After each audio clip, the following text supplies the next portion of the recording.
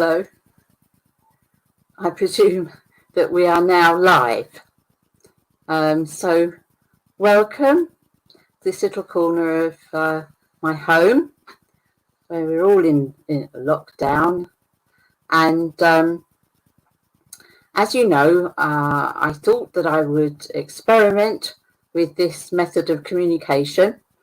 And as we often say, us mediums, it's often easier to communicate with the dead, so-called dead, than with the living. And I'm just very happy to be able to do that. And I hope that this next hour or so goes without a technical hitch. If you can't hear me, please let me know by commenting.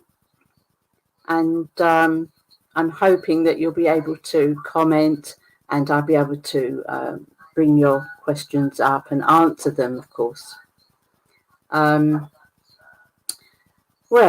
I thought that I would talk about how I was influenced and impressed by so many people when I first came into spiritualism.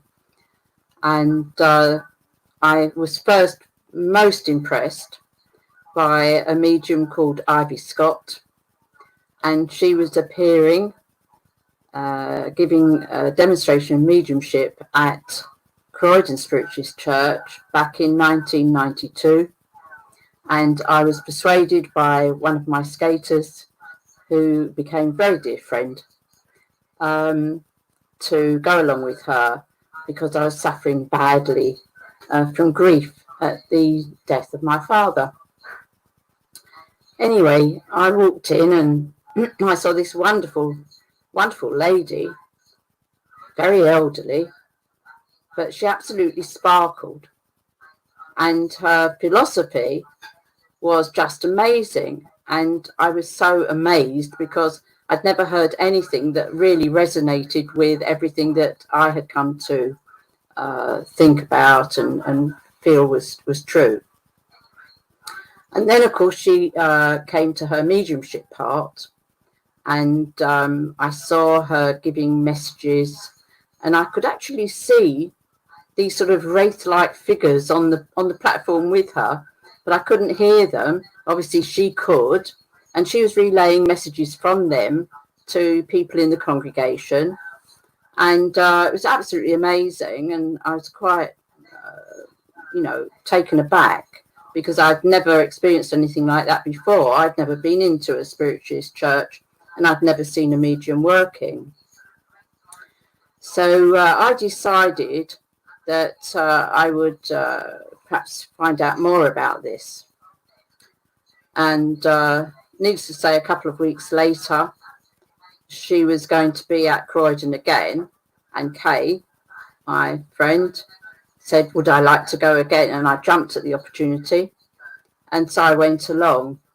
And I could see all the people up on the platform with her. And then I thought, wait a minute, I think I can see people that I know. And Ivy Scott then brought forward a host of my family that I knew. I could see them, however, almost transparently, and I couldn't hear them, but she could hear them, and she was relaying their messages to me. And then she relayed a message from my father, and I was absolutely struck dumb. I don't think one word escaped my lips the whole time, but the message that she gave me from my father, nobody on earth would have known. And he referred to something that happened when I was a child, when we used to dance together, tap dance. And I actually went up on the stage with him and we sang a song that was popularised by Flanagan and Allen called Me and My Shadow. And this he remembered and told me about. And he then said this, that remember that I will be your shadow now. And that just blew me away. So there you are. You see, that's how I came to be speaking to you about spiritualism tonight, a few years later. And what I was hoping was that people would like to ask me questions about everything that I know. Hello, Ginseng. Hello. There you are. You see, when I've done these live chat type things before on Facebook, I've not been able to see anybody's messages or anything. This is wonderful. So yes, hello there. I'm very pleased to see you. I think you might be the only person watching, actually. So I do hope you've got a question for me. Anyway, the thing is that I thought that I would tell you a little about all the mediums that have, have influenced me greatly. And once I got over my shock about the message that I received from Ivy Scott, I spoke to Kathy, who's my partner, of course, as you know, and said to her that I thought that I would like to find out more about this and see actually how they did it, because I thought there has to be some sort of trick attached to it. My father was a magician in the, he was a conjurer. He taught me sleight of hand and things like that. And I thought there has to be, a method in this somewhere whereby, people can conjure up these things. And of course, you know that those who are prosecuted under the Witchcraft Act in this country for so many hundreds of years, which isn't really funny, but it is if you know what I mean. They were accused of conjuring up the spirits of the dead. And of course, that's exactly how I saw it. And I thought, this is wonderful. This is to be pursued. This is to be upheld and lauded and spread about the news of all this. Of course, I'd never really heard about it before, and not organised spiritualism at all, or mediums, come to that. The only mediums I knew about were in the Bible, and they weren't called mediums, they were called prophets. But that's another story, of course. But yes, so I decided I would go to a local spiritualist church. I said to Kathy I was going to find out more about this and was going to find one. And I went to Lewisham Spiritualist Church. And I just turned up there. Kathy wasn't going to come with me, so I went on my own. And I got another message that Sunday night. So, all right, hello, everybody. I can see you. And I'm glad you like the stories. I don't want to bore anybody. But anyway, so the thing is, you see, there I was at this service at Lewisham Spiritualist Church. They'd never set eyes on me before. I'd never walked into a church like that before.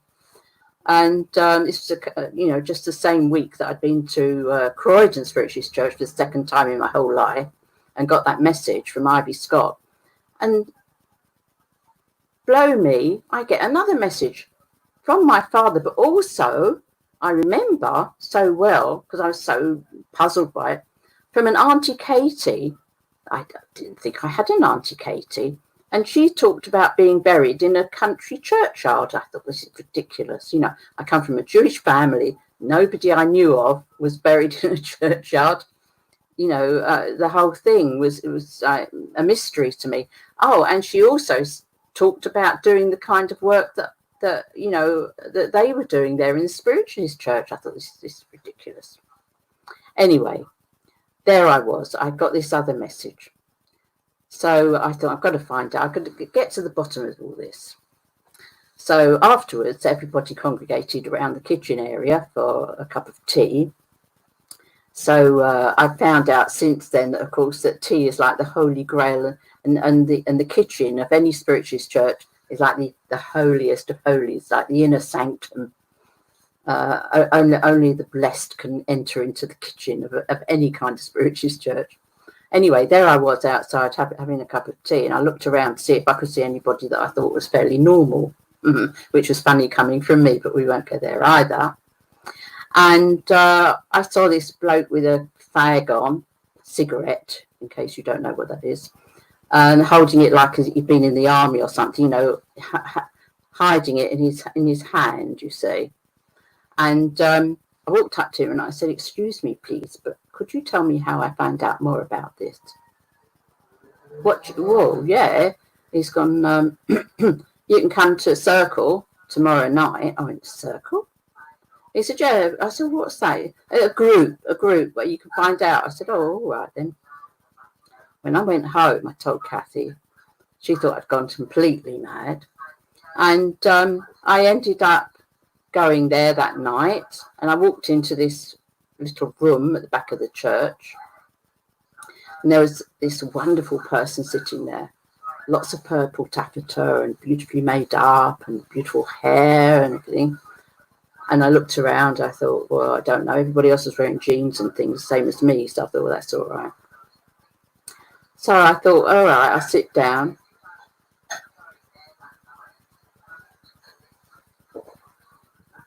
And then she said, "You're here because some of you want to be mediums." I thought, what? No, that's wrong.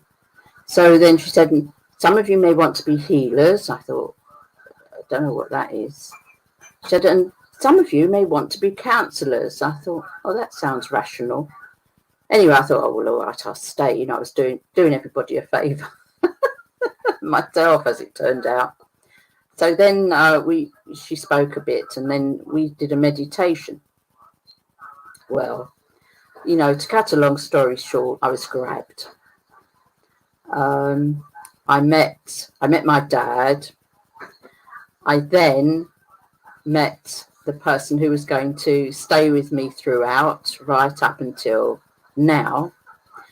And she was going to be with me when I made my first fledgling appearance on the church platform at Lewisham Church a year or so later, and ever since. And of course, her name, it turned out, was Doris Stokes. And there's a bit about that in the new book that Linda Dearsley, you know, she wrote, well, she ghost wrote Doris's books, all those bestsellers, Voices in My Ear, Voices of Love, Host of Voices, you know, you name it. Because Doris Stokes, of course, was clairaudient, as it turns out, am I. So, in other words, she hears spirit. And I could hear them too. I could certainly hear her. I've heard her ever since as well. Mostly nagging, but there you are. But she's the person who, when I've worked on platform, would actually marshal all the people from that other side of life to come along and have a word or two. So it's been a wonderful, wonderful experience for me. Anyway, I digress, I suppose, because, you know, I did develop my own mediumship, and I was very privileged to meet so many wonderful mediums. Some are absolutely legendary now. Some have passed the spirit themselves. But it was a real, you know, it was a real eye-opener for me, walking into Lewisham Spiritualist Church and going into that circle room and having that contact with spirit. Now, really what it made of me was a missionary. I didn't want to be a missionary, and I certainly didn't want to be a teacher, but it turned me into both. And, you know, it's just a matter of trying to let people know what the truth of the matter is. You know, we all search for something in life. We're forever searching for something. And I believe that I found it. And I want to pass that knowledge on to everybody and anybody who will listen, really. So there's some people. Hi. So I wonder if anybody has any questions about this way of life, about mediumship. I'd be happy to answer to the best of my abilities. Some of the mediums that I've met, I would like to mention, because they're often unmentioned. You know, everybody sort of that talks about mediums, there's sort of 2 or 3 perhaps that get honourable mentions, but the vast army of really good mediums that have you know, come through in this particular country of ours, ever since Emma Harding Britten basically, brought spiritualism from the USA, where she'd been working and developing herself as a medium. And when she returned back to England with her mother, actually started spiritualism here, the mother of spiritualism, she's often called, and that's Emma Harding Britton. Ever since then, we've had the most amazing mediums, really we have. And in my time, I was able to meet people like Vi Howard, who is medium Linda Rossiter's mother, wonderful healer at Lewisham. And when she passed, she gave Bert, the president, to understand that she would like me to take up her healing station, because I was a probationer healer at the time, and that meant going every week and giving healing under the auspices of learning how to heal in a circle under Bert French, but also doing practical hands-on healing work. And when Vi passed, she said that I should have her stall, her healing stall. So that's what happened. She also gave me, through her daughter, Linda Rossiter, who's a wonderful medium and taught me quite a lot, her Healing Minute badge, which I still have and treasure. Margaret Maggs, who was the vice president there, she was a wonderful medium. And I was privileged to see her last demonstration of mediumship. And she was suffering from, dementia. And it was just, it just started. And she fulfilled her engagement at the church. And she gave about 4 or 5 short messages, very short. And then she said, "That's it, I'm done. I won't be doing any more." And she returned to the platform, sat down. That was the last demonstration she gave. That was wonderful, touching, but absolutely fantastic. And as for Ivy Scott, the lady I mentioned to you, fantastic medium. She used to pack all the churches everywhere she went. The churches were packed if they knew she was going to be there. And she gave such wonderful evidence of survival. And when she was 100 years old, she was in a nursing home in East Grinstead. And Kathy and I were privileged to go, not just to see her there in her room at the nursing home, but to give her healing as well. That was such a privilege to be able to do that all those years later, after, to this lady who brought me into this way of life. Right. Russell Simmons. Can't post comments to something. I think I can post a comment. I'm not sure. There's some sort of method by which, but anyway, Russell Simmons says, I think if I press that, hold on, show. There you are. I must have a bit of help from upstairs, I think, because I'm such an idiot. Russell, can you tell me the difference between spiritualism and spiritism? Yes. Spiritualism started in America. It was called spiritualism then, as it is when it came here to England, to the United Kingdom, in the 19th century. And spiritualism is what it was called. And spiritism emanated from France, in fact, where another kind of spiritualism took root, propounded by someone called Allan Kardec. And he was a spiritist.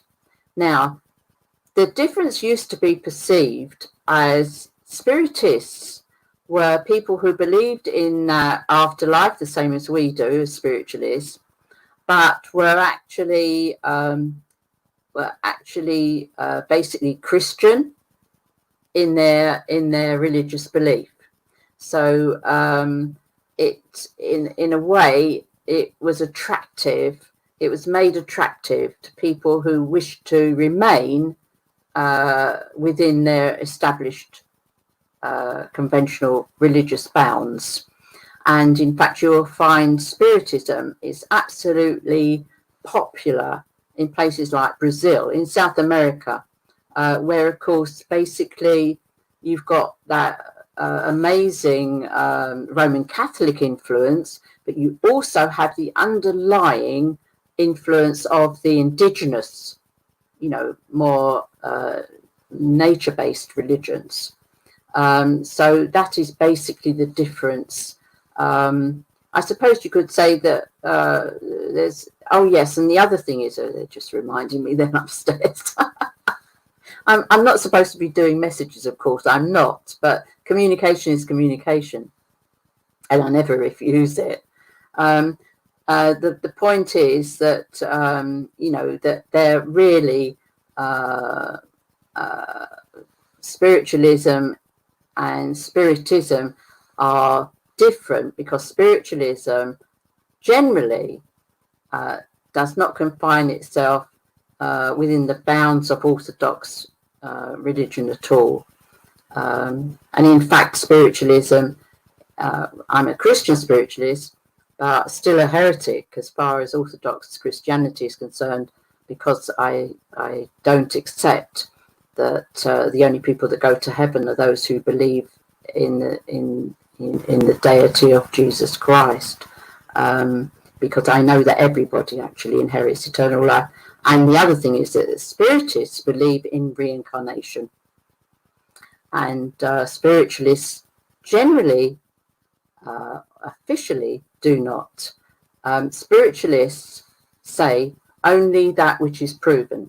We only will accept that which is proven, and unless somebody can absolutely prove that they have been reincarnated, we don't accept it as a doctrine.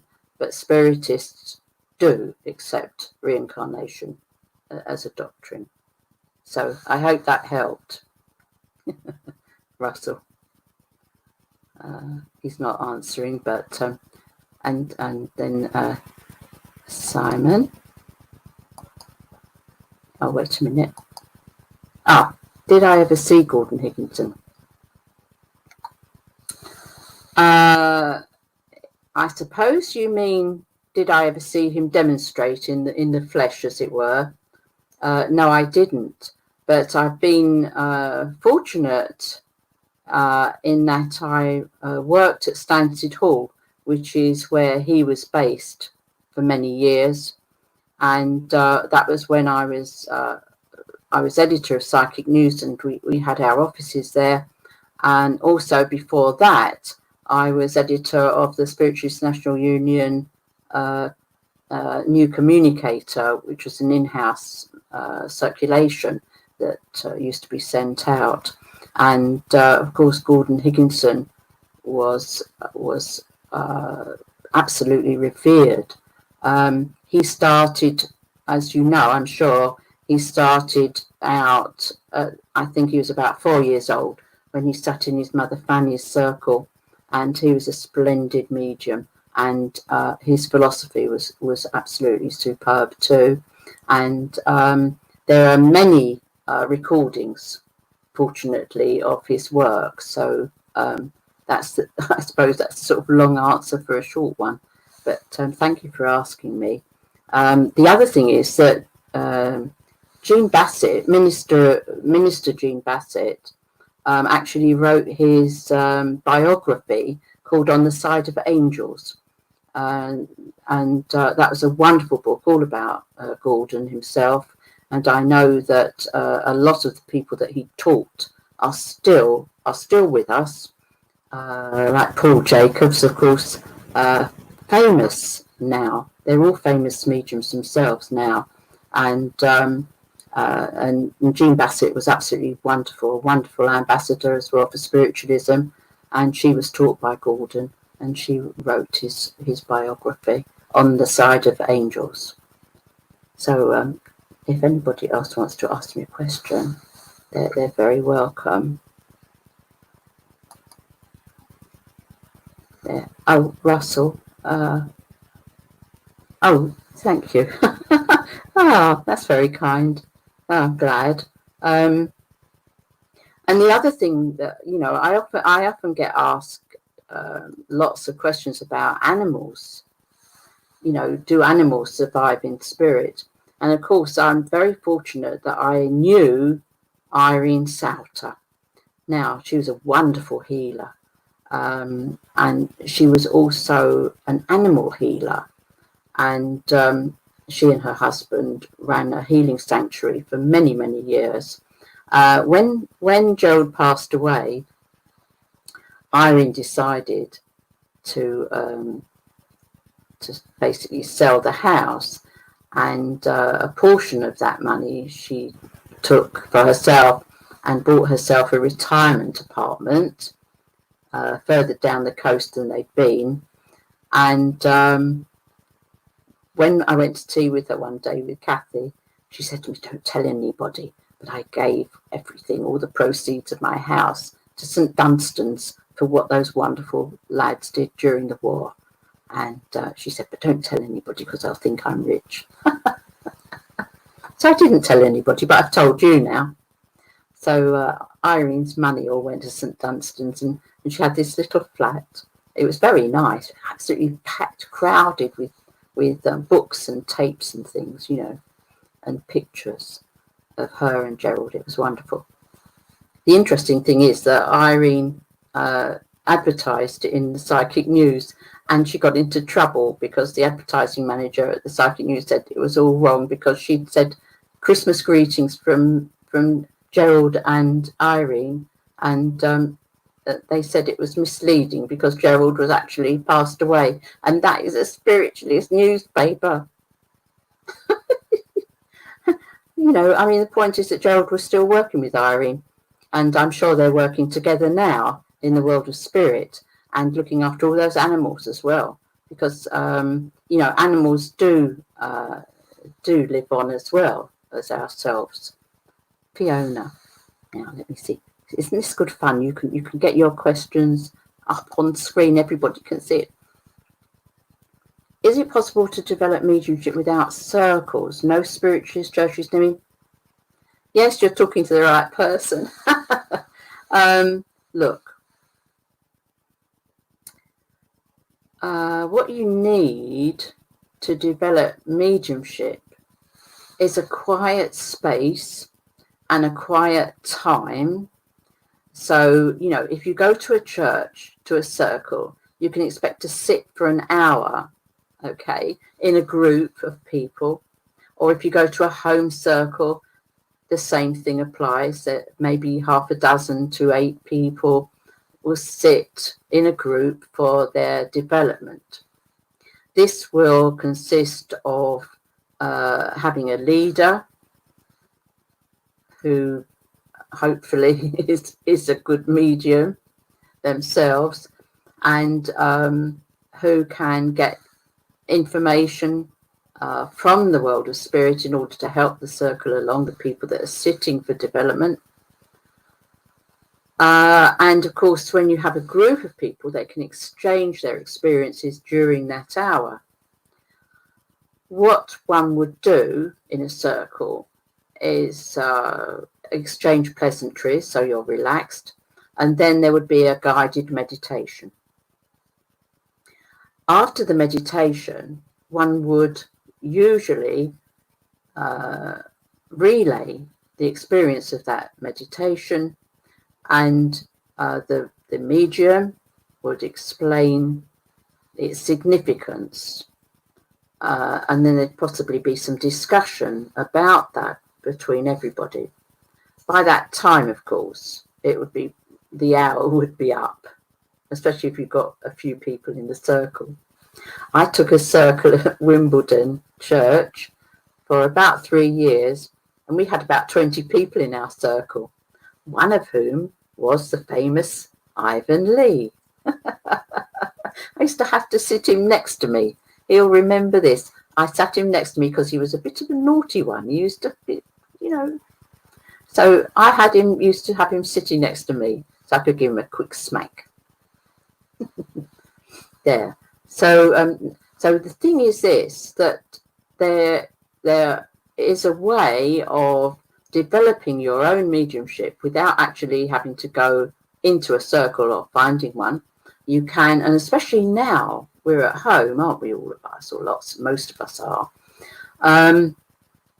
And I actually have got, would you believe, I have made videos on YouTube, which are full of instructions and meditations in order to develop your own mediumship. So if you care to have a look at that, go to Lyn Gibb-de Swarte YouTube. I suppose you just sort of key in my name, Google it, YouTube, or meditations or something, and there's a whole load of videos I've done with meditations, short ones and also longer ones. And I also made a CD, which is on Spotify, I think, or whatever they call it now. You get it on Amazon for just a few pence. I think you can download tracks, and there are 3 15-minute long meditations, guided meditations by Spirit, which will help you to develop your own, attunement to Spirit, and you'll find that's a good stepping stone for you. And of course, there are plenty of books to read as well. But it's the meditation, the guided meditation, being quiet for a specific time, during the week. Maybe just do that once a week. Don't overdo it. And what I always say is, when you're going to do meditation, I strongly advise that you don't do it before, when you're very tired and you're going to go to bed to sleep, because you're going to go off, and that's not a good look. When you do a meditation, you have to go there in a specific way, experience the meditation, and come back in the same way and be fully conscious after that. So, that's just a tip. But yeah, so I wonder if that's helped you at all.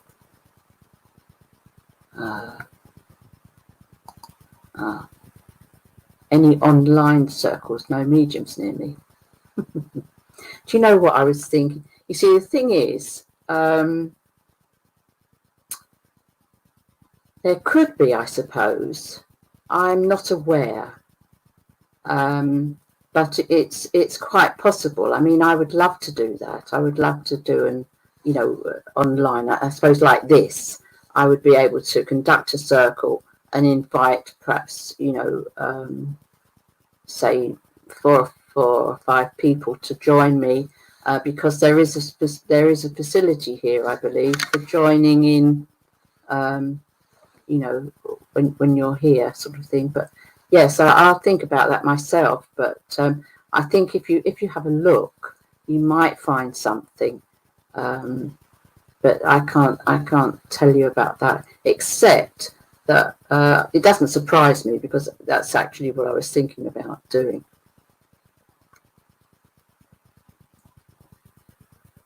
Right, next. Oh, that. Okay. And I could just feel pulled to my. Oh, right. Yes. Well, now that is a very interesting. That's very interesting. The fact is, as I'm sure you know, we're all psychic, aren't we? We're all psychic beings. It's a part of being alive. Psychic faculties are attached to our physicality. Used to be called the sixth sense. Like we have 5 ordinary senses, if we're lucky. And then we have this sixth sense, which is our psychic sense. It's the thing where we walk into a room and we don't feel right. We think, oh, there's something wrong here. That's our psychic sense operating. Or we meet somebody and we're immediately drawn to them. That's our psychic sense operating. Or we think that somebody's going to, we're thinking about somebody and then they ring us up. Oh, I was just thinking about you. Or they come round. Oh, I was just thinking about you. This is common to the human race. We are all psychic. And it's not for nothing that it's called psychic, because psychic is from the Greek psyche, which is the soul. And the thing is that we can develop that psychic ability it really mimics, it can even mimic mediumship. People can be convinced that you've got spirit help just because you're so accurately using those psychic faculties. But the psychic faculty is attached to your physicality, not to the world of spirit, although there's a thin line between the two. So the thing is that what we do, we develop from that psychic vibration, which is down here, to the mediumistic one, which is the attunement to spirit, which is elevating our vibrations, our frequency. We're all operating on a frequency of light, as you know, as the whole of life, the whole of the universe is vibrating on a frequency, various frequencies, of course. And what we do as individuals, we have our frequency, which is earthly, and then we have a spirit frequency. And it's by elevating our consciousness to attune with that spirit, which is just that bit, just on from the psychic, that gets us that information from spirit. So you see, it's wonderful that you're pulled to mediumship, and I'm sure that you'll make a splendid medium, because you need to be a good psychic, really, to be a medium. But not all mediums are psychic, but not all psychics are medium, because they haven't developed that special attunement to the spirit world. So, please conduct a circle. I would love that. Well, I put your comment up so that I can actually say, I will really think about that seriously. I'll really think about that. Now, what was that?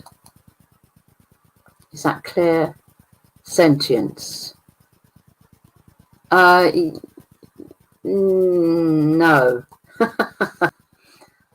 It isn't. Clairsentience, that prefix, that clair, means clear, and it's attached to clairvoyance, which is clear seeing, and clairaudience, which is clear hearing.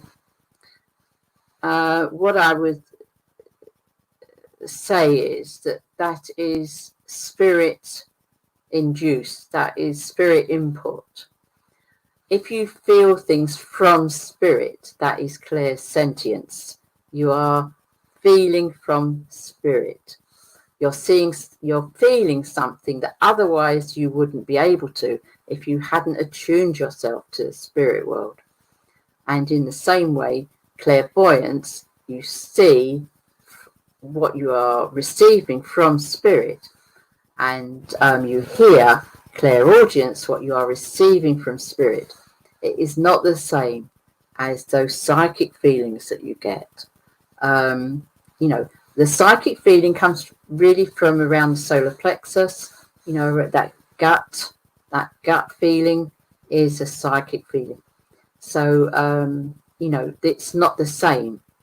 But if you have got those very strong psychic feelings, then you can develop that by means of meditation, elevating your consciousness to actually receive feelings from spirit, because they will help you to feel things.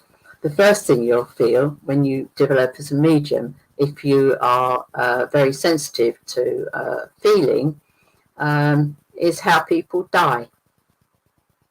So I always used to say, a medium dies as many times as they're going to give a message, because the first thing that people will do often when they come through to you from the world of spirit, and they want to relay something to their loved ones down here, they will tell them how they died. So they will tell them by giving you the symptoms.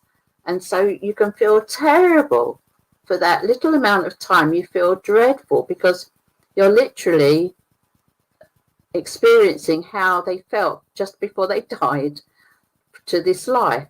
So you do get quite adept at working out what it was actually.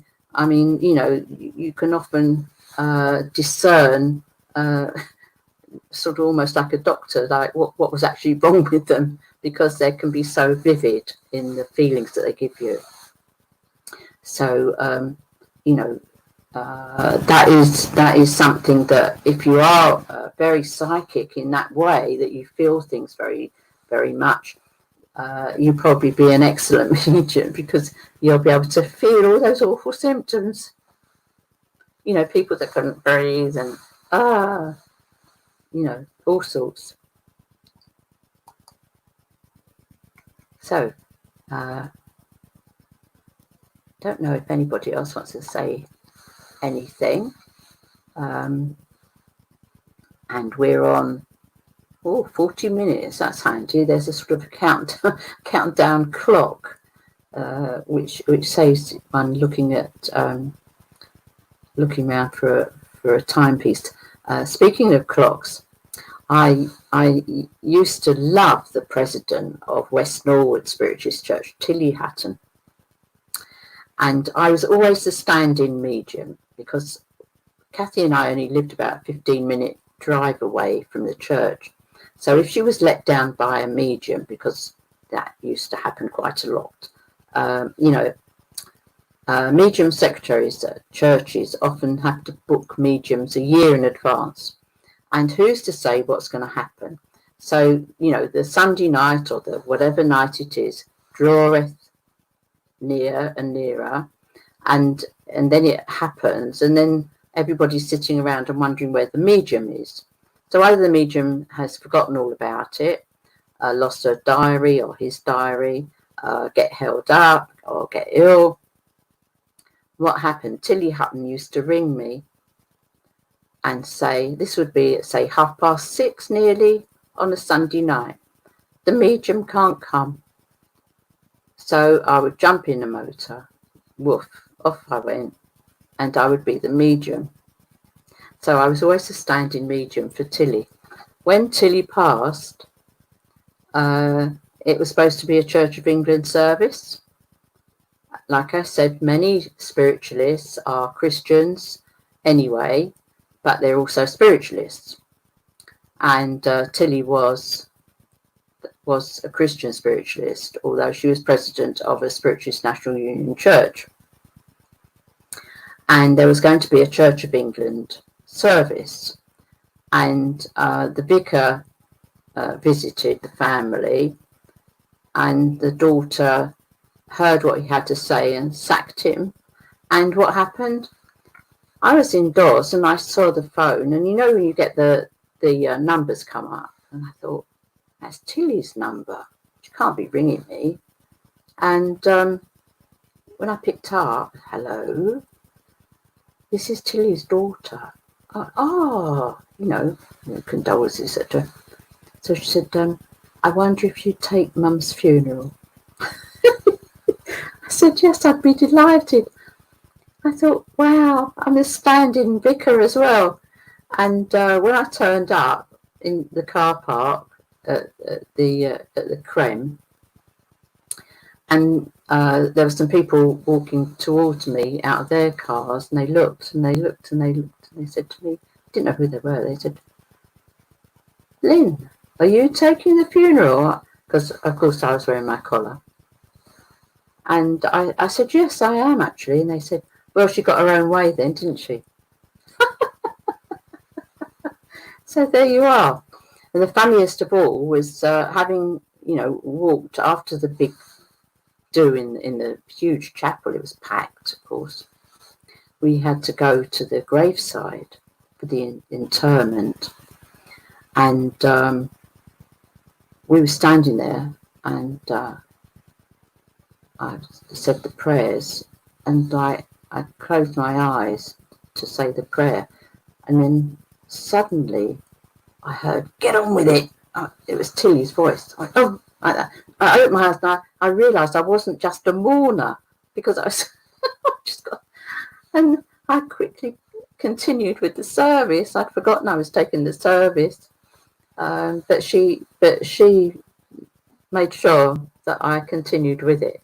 Get on with it, she went. So there you are. Now, Simon. I think spiritualism is more relevant now, more than ever, especially now we have this pandemic. Personal responsibility comes to mind. What are your thoughts? Well, I guess the personal responsibility is talking about people who are flouting advice, because here, thank God, in the United Kingdom, we do not live in a police state. We are a true democracy. We do not have armed police on our streets. We expect our citizens to behave responsibly and to conform to the government's wishes in certain areas of life. And we know that people are not observing social distancing as they should be. And unfortunately, this has a terrible knock-on effect. Of course, the other thing is, it's not just governmental guidelines, it's ethical guidelines too, because personal responsibility as a spiritualist principle is a spiritual principle. It's the ethics of having responsibility for one's own actions. And you would think that people would find it in themselves to owe a responsibility to others, in as much as when they know that they might be contagious, or they may be putting our service workers at risk, that they would be a little more careful in the way in which they conduct their lives at the moment. I think that we cannot, because we are how we are here in England, in the United Kingdom, we cannot put people under house arrest. You know, it's not us, but it would be nice, wouldn't it, if everybody had some thought for others. And the other thing about personal responsibility is, of course, that it doesn't mean the same thing to a lot of people. Some people say that personal responsibility absolutely negates the need for anybody else to suffer for us. But the fact is that people do suffer for us, don't they? If we are not mindful of them and their welfare. So that if that sort of helps you yourself, I mean, one of the things we can't do is allow ourselves to become angry, and you know, because anger is a very negative emotion, and it doesn't help our physicality. It actually, you know, releases you know, substances into our bloodstream and into our body, those feelings that are not good for us anyway. And apart from that, you could say that a lot of anger is not good for anybody, because if somebody lashes out at somebody else, the next person, because they're so angry, they are, you know, they are basically, you know, bringing the whole of the human race down with it. But it is difficult. The spiritualism is more relevant, I think, unfortunately, in a way, as it becomes all times of terrible distress for the human race. Spiritualism, as we know it, modern spiritualism, has seen us through 2 world wars. And we know that spiritualism burgeoned in the both the First and Second World Wars, because why people were losing people in vast numbers, and there was fear and injury going on, death and destruction, and the message of spiritualism that we all live on after this death that we suffer from in this life, that we will move on to another life, and that we can also communicate back from that life to loved ones left here. And the mediums then became very, very important people, as they really always should have been to humanity. But in times such as these, of course, they should be beacons of light and comfort for those who are going through it at the moment. So yes, they're my thoughts, Simon. Never one to be very quick about it either. Sorry.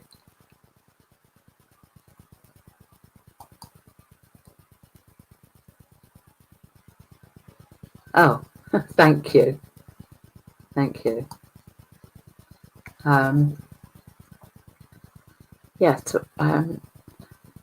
What I can do, you see, I can ask people to come on to this this presentation with me if they'd like to, but I think all of you are quite modest anyway, and I don't know how many people are watching. I did just touch on the fact that Irene Swarte was an animal healer. And I know that lots of people have asked me in the past about their animals who have passed over. And I would just like to, reaffirm that all our companion animals are there on the other side waiting for us. The love that they have for us is very special, and that doesn't die either any more than human companions and loved ones. And I thought, we talk about other mediums, which is what I'd started to talk about, and there are many other mediums, of course, who do wonderful, wonderful work. When I was editor of Psychic News, I met so many wonderful people, and people like Joe Cooper, who wrote books and wonderful raconteur, and he wrote Psychic Discoveries, very good, and Astroverse, and he reckoned that I was going to have it when I left Psychic News. I would have an even bigger desk somewhere one day. So I don't know. I haven't got that yet. That's the other thing about psychics. You see, they can actually read people very well, as one can. But the danger is, because there isn't any contact with the spirit, that predictions that they might make on the basis of your past life experience and how you are now could be very, very wrong. Basically because there are many paths of probability, as you know, into our future. And although there are some fixed points, as we look back on our lives, those of us who've lived a longish one, there are fixed points that you think to yourself, well, try as I might, I couldn't have got away from that. And it's always a benefit, ultimately. But the fact is that to know one's future isn't always a good thing, because some of us have to go through all sorts of trauma, and we will get out the other side of it. And all of us have done that, because we're all sitting here now together, having been through all sorts, because there's not one of us gets away scot-free. And, I think that we have to look at that and you know, we have to say that trying to look into the future isn't always a good thing. We really must take, as Doris Stokes' favourite song, one day at a time, sweet Jesus. So, right, yeah, that to show that one. Lady G. Learned about you and your book from Psychic Bob on YouTube, Spirit Channel. Oh, right, okay. I'll have to look that up.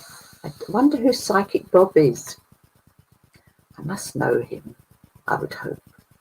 But I will look him up, thank you. Oh, and the book.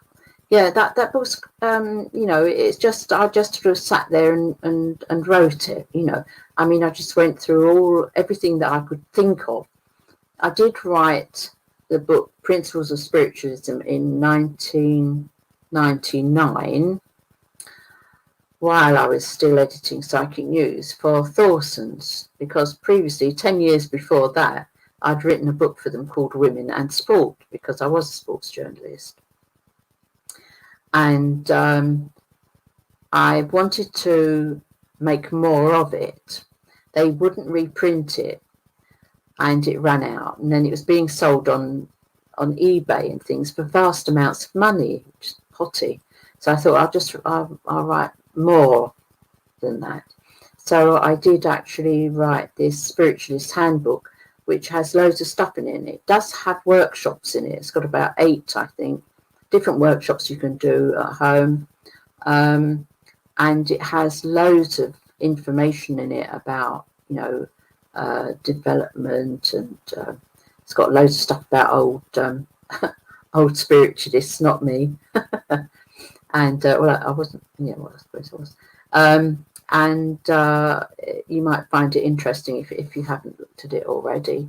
And I don't think it costs too much, but they're already selling it second hand on eBay for lots of money. I don't know, maybe I signed the odd copy or something to make it so valuable, but you can still get it off Amazon because they digitally publish it. You know, and so I get a little royalty every time, but it's not it's not that much. Really. It's about getting the message out, which brings me back really to where I started from.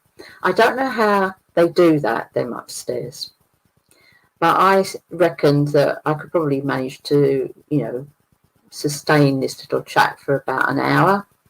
And when I look, I see it's 57 minutes and 54 seconds. So it's probably time to wrap up. I hope that you've enjoyed this little chat with me. And I haven't brought anybody on because I didn't see anybody requesting that. So I'm not sure quite how to work that one out yet. So I'll have to look at that. I'm learning all I can from these online tutorials.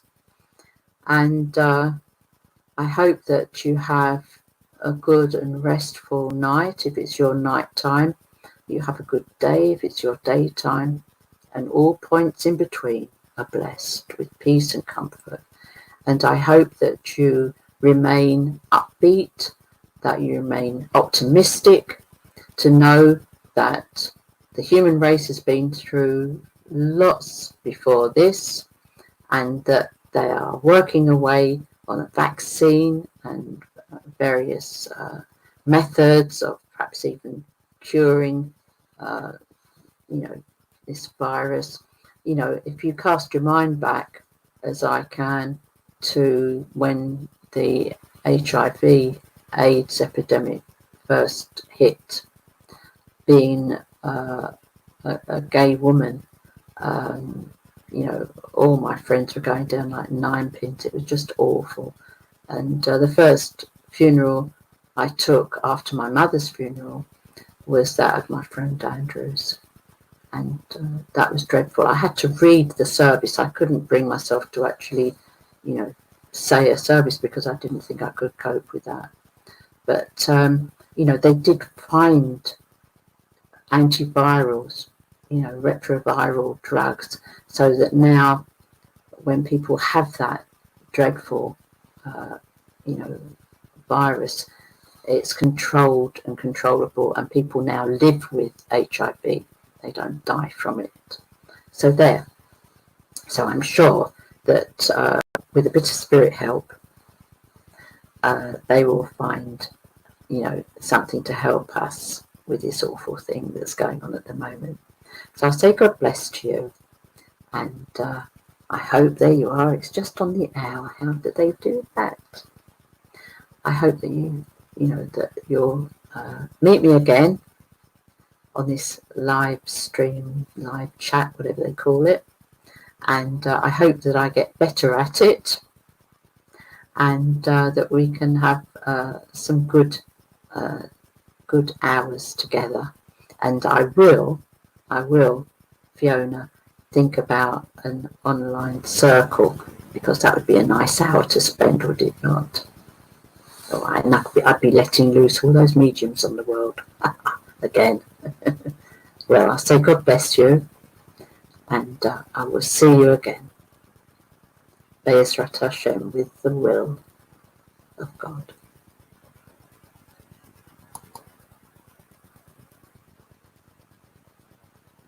It says end broadcast.